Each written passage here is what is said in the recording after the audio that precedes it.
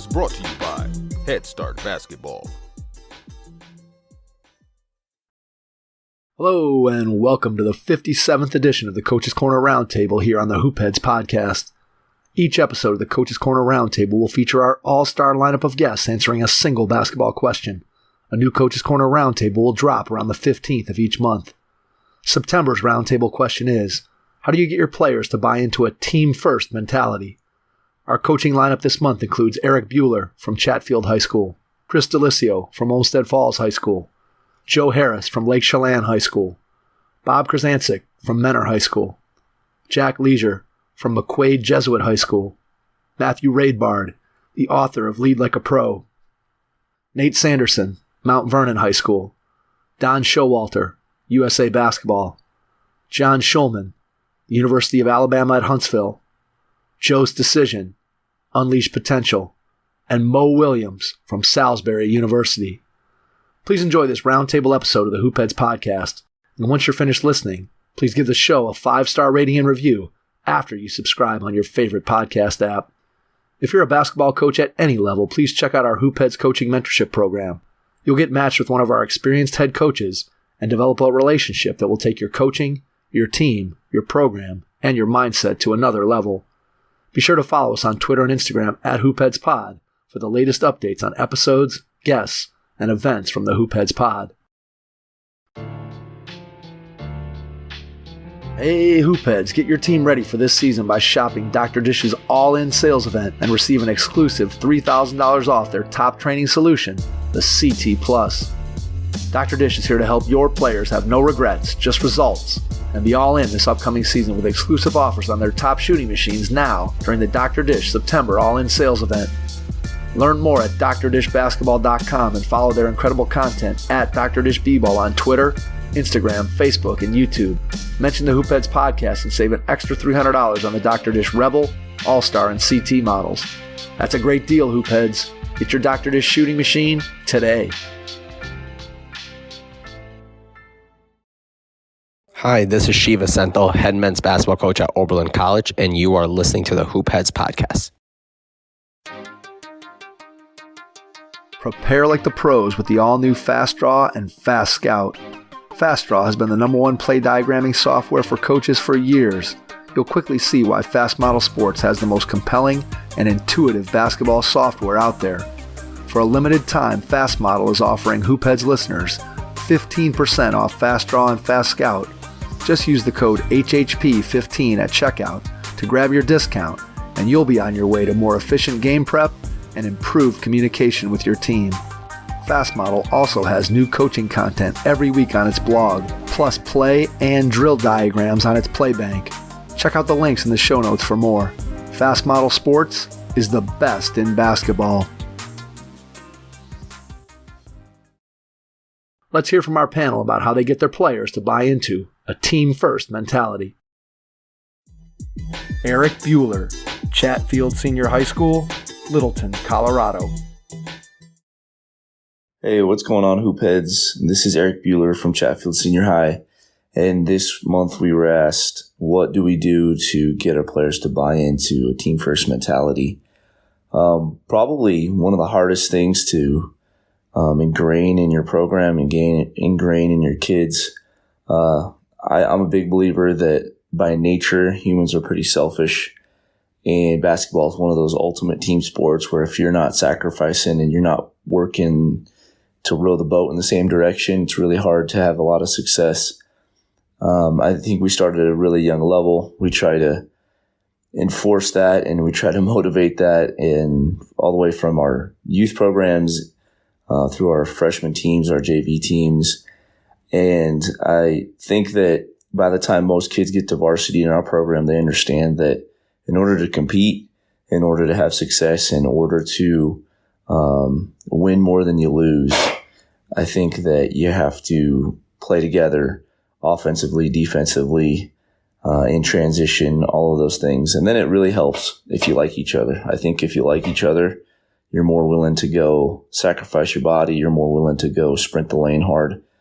You're more willing to go get that tough rebound. We talk about it all the time. It's not one answer. It's a lot of little things that we try to do throughout the year in our leadership. And in our off-season workouts and our in-season practices. I think it has to be on your mind at all times because there's a lot of distractions today. And when you're young, those distractions can kind of sweep you up and you can have a tendency to do selfish things. So anyways, thanks for having me again, guys, and we'll talk to you again soon. Chris DeLisio, Olmsted Falls High School, Olmsted Falls, Ohio. Hey, Hoopheads. Chris DeLisio, Olmsted Falls here. Talking about players buying into a team-first mentality. I think that's got to be something that's a constant point of emphasis as you go through all your team building, all your activities in the off season, and then during the season, you know, kind of a mindset of addressing it, talking about it, rewarding verbally and in different ways the players who do have that team first mentality and pass up shots to get their teammates better shots, and something that you do at practice every day so that you can get your guys playing together, not being about the individual and rewarding the individual for stats and things of that nature, and get that idea across that when it's about the team, then it's all moving in the right direction. Joe Harris, Lake Chelan High School, Lake Chelan, Washington. Hello, Hoopheads. This is Joe Harris at Lake Chelan High School. With this month's roundtable question, I'm glad to be jumping back in again. How do you get your players to buy into a team-first mentality? As you build your program with a team-first mindset, there are things you should and should not do. You need to educate your players and your parents on the value of being on a team and learning to appreciate the accomplishment that happens through hard work, sacrifice, and devotion. Our program philosophy had its foundation embedded in the belief that all of our players are dedicated to the contributions that they can make to the team. Building great teams really involves many steps, and whether you like it or not, we're all going to be known for something. And each year, our players and coaches would set standards for us to live by throughout the season. In reality, the ownership in our program begins with each of us, coaches and players, and we should have a vision for what we want our team to resemble. We then share in each other's successes and failures. You must constantly promote the team over being an individual. You don't reward talent without effort or allow a casual effort instead of all-out hustle. You don't condone acting like you're really too cool to be there instead of being sincerely invested and enthusiastic for your teammates' success and your team's success at all times. Because teams of significance really begin with the end product in mind. They see a bigger picture. They then create memories and lifetimes of friendships. Our focus really is not on winning games, but on building great teams and letting the outcomes speak for themselves. Hope these thoughts have been something to help us out, and good luck as your season comes forward. Bob Krizancic, Mentor High School, Mentor, Ohio. Bob Krizancic, Mentor High School. To get our players to buy into team first, and always team first, is from day one, and we constantly tell them that they're much more apt to get accolades and have colleges look at them if we win, and we win big. Being rated, playing for a league title, possibly top 10 in the state, is definitely a plus. We also bring in alum to tell them how important it is to be a team-first mentality, and we show them films of regional wins and state titles. Jack Leasure from McQuaid Jesuit High School in Rochester, New York. Hey Mike, this is Jack Leasure with McQuaid Jesuit Basketball in Rochester, New York, and Jack Leasure Shooting Skills Camp. I think the question about trying to get your team to buy into a team-first mentality is a great question. I think probably one that everyone from John Wooden to now has been trying to master. But one thing that I've found in my 10 years is the teams that we have had that have really done that well are A, the teams that have won, but also B, that they've kind of bought into this little quote that we use, which is strive for significance, never be satisfied, strive for contribution, always be full. And, I think those groups, whether first guy, first starter to the last guy on the bench have looked at their approach to practice and games as how can I contribute and help my team in any little way. And, that adds to, a group that is doing a lot of little things to help each other win. So not the magic answer for sure, but one little quote that might help some kids sort of look at it from the right angle. Matthew Raidbard, author of Lead Like a Pro. Hey, Hoopheads Nation, this is Coach Matt Raidbard with you. Back again this month for another Hoopheads Roundtable. Excited to talk to you about the question of how do you get players to buy into a team-first mentality? Getting your players to buy into a team-first mentality starts with you buying into a team-first mentality. That means you demonstrate in everything that you do that the team comes first. It's a really powerful aspect of servant leadership. It's putting the needs of others above your own, putting the needs of the team and your players above your own. By you demonstrating your commitment to a team-first mentality and the needs of others, you're laying the foundation for your players to do the same thing. What you're also doing is you're setting a clear standard and expectation for how you believe your players should act to one another and within the team culture and construct. The other part of that is that as the coach, you have to hold everybody to those same standards and expectations so that everybody knows that no matter whether they're the first person off the bench scoring all the points or whether they're never going to get into the game and they're just cheering on their teammates, we're all held to those same standard and expectations. The other side of that is that as the coach, if you're going to build a team-first mentality, everybody's going to buy in. Everybody has to know their role, and they have to know that their role has value. And that means you value the players scoring points, getting rebounds, getting assists, but you also value the players who are on the bench cheering on their teammates, helping them to be in the right spot and pushing them at practice. That's how you build a culture where everybody buys in, because everybody sees that you're bought in first and foremost, and then they buy in because they know whatever their role that you've assigned to them or the role they've taken on the team has value and is important to winning and accomplishing team goals. Nate Sanderson, Thrive on Challenge.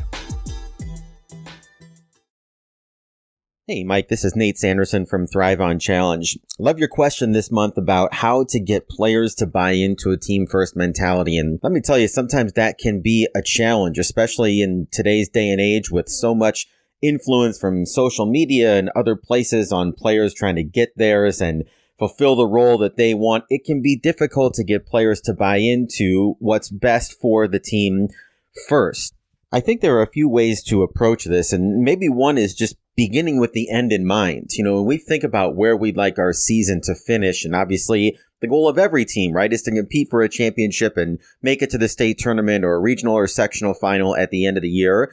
Some of those goals, they can only be accomplished together. There are very few individual players that are literally going to just carry an entire team to a state tournament or to a place where they can compete for a championship. And so starting to recognize that to compete at the highest level, we really do have to work for each other. We have to play for each other. That chemistry and how we get along and our relationships and connectivity, it does matter. And it does translate on the court in terms of how we defend, how we share the ball, and those kinds of things. And I think that leads us to our second thing is we use a lot of film to reinforce some of those values. So when we see possessions where all 5 players touch the ball, or a player gives up a good shot for a great shot, or makes the extra pass, or is creating for somebody else on purpose, we really try to celebrate that and emphasize that, not only in our film sessions with our team, but those are the clips that we use on social media to promote our games, or the highlights that we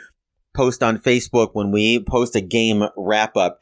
We really want to emphasize that togetherness. And when we see it, we want to celebrate it and we want to share it. I think the same is true at the defensive end. If we're going to get up and try to pressure the ball a little bit, that means that we're going to be reliant on others to be able to help us if and when we get beat. And obviously we're not telling kids to get beat, but we are trying to defend as 5 players tied together. And so when we see that happen, when we see that connectivity result in a defensive stop, a shot clock violation, some kind of a turnover, a deflection, a charge taken where somebody's giving up their body for the benefit of the team, we continue to try to celebrate those things and pull those things out of film when we have the opportunity.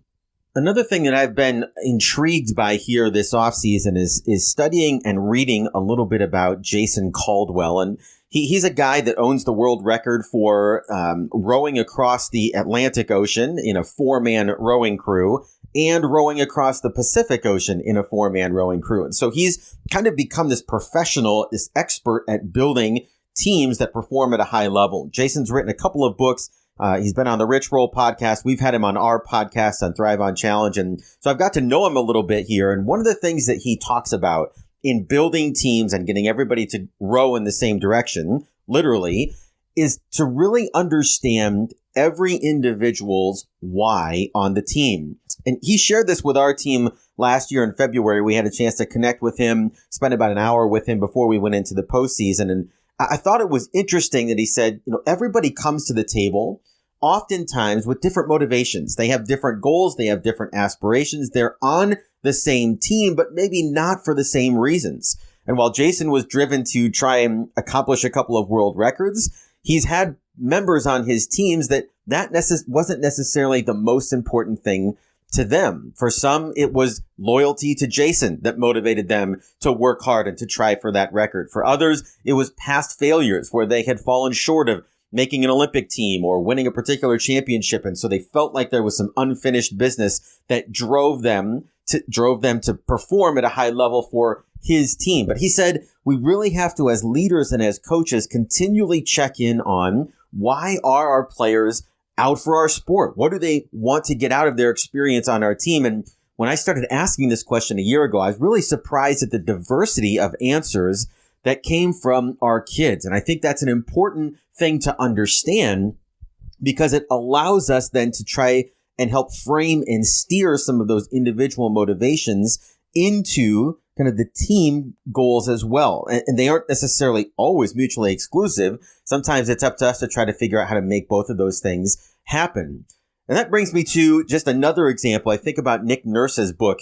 After the Toronto Raptors won a championship, he wrote a book, an autobiography called Rapture, 15 teams, 4 countries, 1 NBA championship, and how to find a way to win damn near anywhere. And there's an anecdote in the book where Nurse talks about going to the Raptors and the difficulty sometimes in the NBA of guys that are coming in, and some are looking to win a championship. Some are working for their next contract. Some are just trying to survive and stay in the league. And so you've got these guys that are all across the spectrum in terms of their own personal ambitions that he's trying to mold into a successful team at the highest level of the game. And in the book, he talks about sitting down with some of his role players in particular and basically saying, look, man, I know you're trying to get paid and I want you to get paid. I want you to be able to take care of your family. I want you to be able to find some financial security. But in order for you to do that, here's what you need to do for us.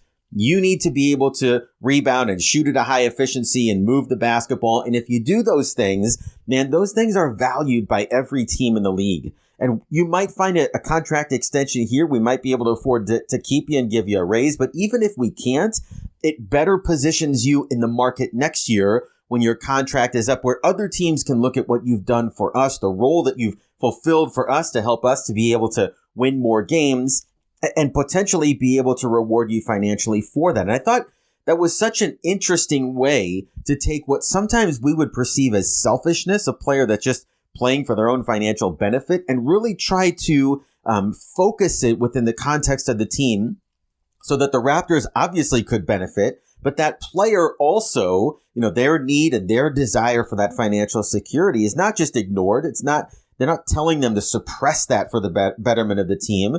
They're really working hard to be able to incorporate that individual motivation into what benefits the team most.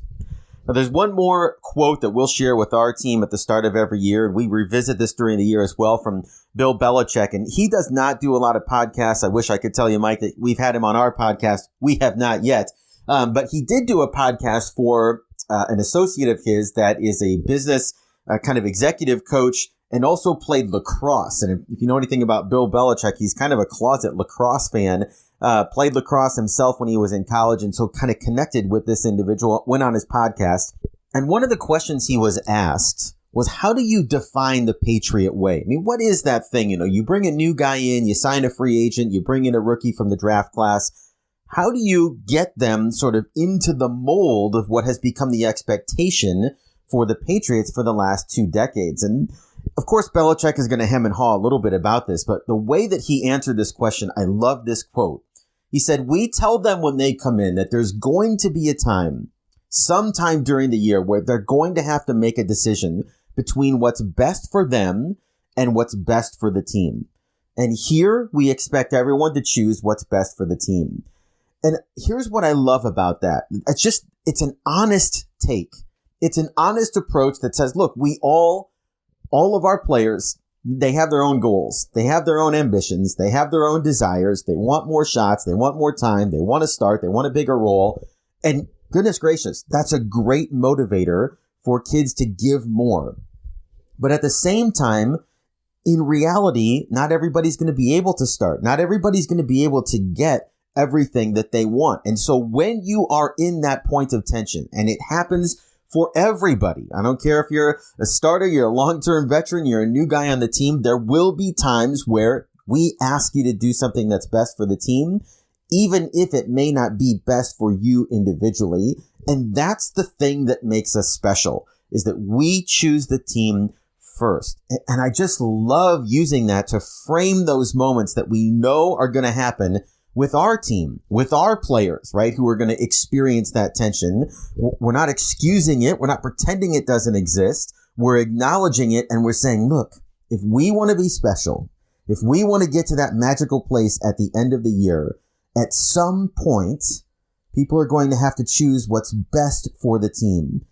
And when we do that, it creates a special experience. It creates a special feeling when everybody's pulling for each other, when everybody's working for each other, when everybody's playing for each other. And finally, if I could leave you with one more thing, Mike, I think creating great dialogue on your team sometimes starts with that question. I mean, we'll sit down with our high school players in a kind of a team meeting and ask them to describe the closest team experience that they've ever had. It might be in basketball. It might not.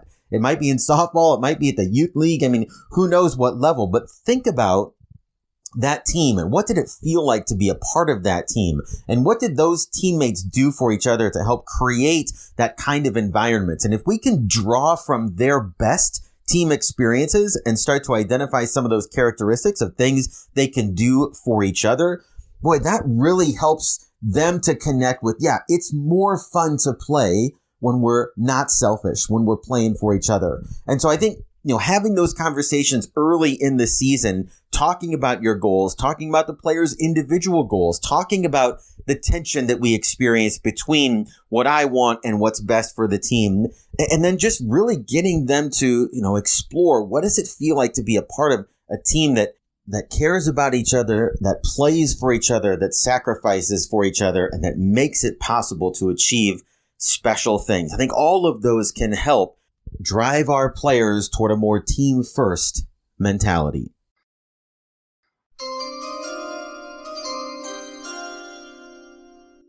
Hey, Hoopheads Nation, whether you're a beginner basketball player looking for a place to start or a seasoned vet looking to level up your skills, I want to tell you about your new go-to secret weapon. It's called Train. Train is a basketball training and education platform that gives you on-demand access to premium basketball courses created by expert coaches and trainers from around the world. Want to get better at blowing by your defender? Learn setup drills with NBA and international pro trainer Marius Williams, or how to use the punch drag with NBA trainer Kerry Darting. Looking to level up your catch and shoot skills? Practice space shooting workouts with former lead female trainer for Kobe Bryant's Mamba League, San Dixon. Or if you're just starting out, learn the basics of shooting and finishing at the basket from international champion, 3-time Romanian Player of the Year, and Train co-founder Vlad Moldovanio. Train has 32 and counting actionable, expert-led, on-demand basketball training courses that teach you exactly how to improve your ball handling, shooting, attacking, and more. For a limited time, Hoopheads listeners get 35% off monthly, annual, and lifetime plans. Just go to gotrainbasketball.com/hoopheads to learn more and sign up for a free 7-day trial.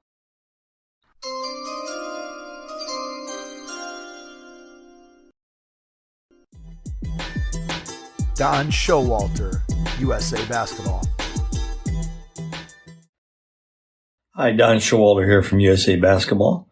And the question for this session is, how do you get your players to buy in to a team-first mentality? I think there's several things you need to do. First of all, you need to develop a large amount of trust between coaches and players and players and players. And coaches need to develop that trust with their players, largely based on making promises and delivering. I always say it's much, much better to over-deliver and under-promise to your players. Until they trust you, they're not going to really buy into any team-first mentality. Secondly, I think you need to convince your players on a daily practice that, making the extra pass is going to benefit not only our team, but it's going to benefit them in the long run, because it's going to help them out be a better teammate. And if they're being recruited, obviously, then that's going to be a major factor in being recruited, is becoming a better teammate. So I think those two factors are really necessary. And then just doing things off the court with your team, I think gets them to know each other better, and they trust each other more, and they see you in a different light. I think that's really important as well. So the team-first mentality is something that we have to work on all the time with USA Basketball, because the players are so good that they can come in and basically score anytime they want to. But knowing that they are playing for something much bigger than them is what we're looking for. Thank you. John Shulman, University of Alabama, Huntsville, and the 720 Sports Group. This is John Shulman, head basketball coach at Alabama, Huntsville. And question this month is, how do you get your kids to buy into a team-first mentality? I think, one, in college, I'll speak from college and in high school, college, recruit guys who have a team-first mentality. Recruit guys who are used to winning. Recruit guys who are team-first guys. Show me a guy averaging 35 a game and his team doesn't win, and I'll show you probably not a team-first guy. It's recruiting-wise, you can play games with your head and just focus on talent, or you can really dive into it. At Chattanooga, very simple. When I was the head coach there, we win, you win. Nobody in 20 years remembers how many points. You can lie about how many points you scored in the championship game. You can't lie about winning the championship or not. We win, you win. And that's got to be your motto, and that's got to be the deal. We win, you win. So I think you probably need to recruit that and have that in your culture in college. Our culture here at UAH is completely team first. We redshirt a lot of guys, and they cheer for each other. They care for each other. I guess caring and loving for each other is vital. And if they don't care for each other and love each other, with your chemistry, you got no shot at having a team-first mentality. And it's harder today, I would say this. It's harder today. Back in the day, when I first got into coaching, there was no social media. There was no comparison games. Your stuff was in the paper. It wasn't maybe in the paper, in the news. It wasn't on social media as soon as it happened. So really, it was a lot easier to be team first back then. Now it's very difficult. I will say that. In high school, team first mentality, it's still got to be we win, you win. If we win, you're a part of a winning program. It's got to be bigger than you as an individual. But it's really hard. You got parents involved. You've got friends and family involved. Remember this, in a high school game, there's not fans in the stands. There's family in the stands. And they're there to watch their kid. And they're there, to cheer the team on, but they're there to watch their kid, or they probably wouldn't be at your games. So it's really hard, I think, to have a team first mentality. You may have to go on a retreat here and there in high school to get that and try to get that thing figured out, us against the world. But I think it's really hard. How do you do that in high school? Boy, I don't know. I don't know. I think that's a tough one. You better have great kids, and you better sit down, just to be honest with the parents, and have a meeting on the front end and talk about the team and talk about that we don't talk about playing time with parents because you just got to keep the parents, as much as everybody goes, the parents are talking here. Boy, let me just tell you something. You'd rather them be talking for you than against you. But, you can do all you want as a coach. And once they get in that car after that game, they're going to hear a completely different narrative most of the time. Why aren't you shooting it more? And these are great people, and these are intelligent people, but you're talking about their kid. And until you have kids that are playing, you really don't understand. Have a child, and you'll really understand the unconditional love. They're not meaning to screw your program up. They just love their kid, and they want the best for their kid, and most of the people don't know better. And so understand that. Don't judge. Be curious, and try to face it and approach it that way, if that makes any sense. So I know I hadn't said a lot of great answers. I just think it's an unbelievable topic, and I think it's hard. And I think at the end of the day, it's we win and you win. Do you want to be part? Do you want to be part of a championship program, or do you want to score 23 points a game and lose every game? College coaches are looking for winners, and people most of the time like winners, and winning a championship or maybe putting up a banner, not retiring numbers, but putting up banners for team championships are a lot better than putting up retired jerseys. Hope this helps. Good luck. Hope y'all are getting ready to have a great season and getting ready for some great preseason work. Thanks. Joe's Decision.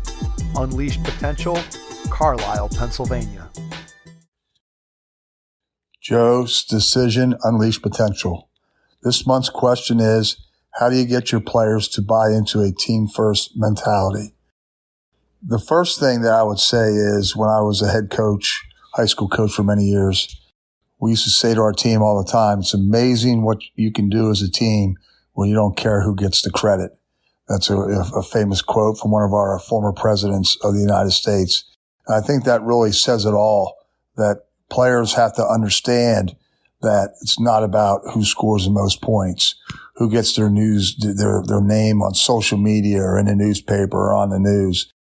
I think as a coach, you have to find different ways to positively, give credit to different players for different things. And I think if you do that, that helps you get them to buy in with a team first attitude.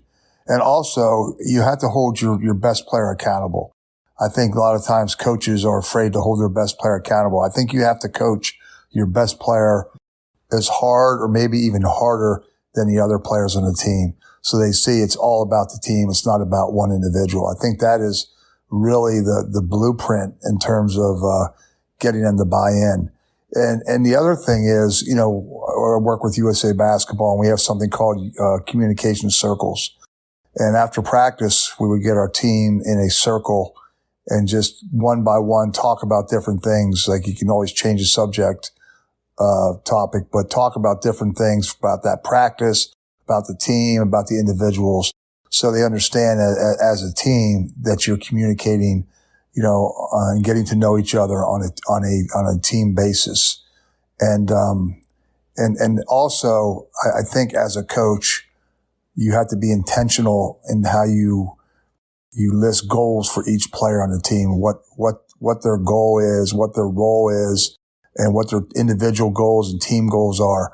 Like, maybe, this player is your best rebounder. Talk to them about directly being intentional about how many rebounds we need for them to be successful, how many defensive stops we need as a team to be successful, how many paint touches we need as a team to be successful.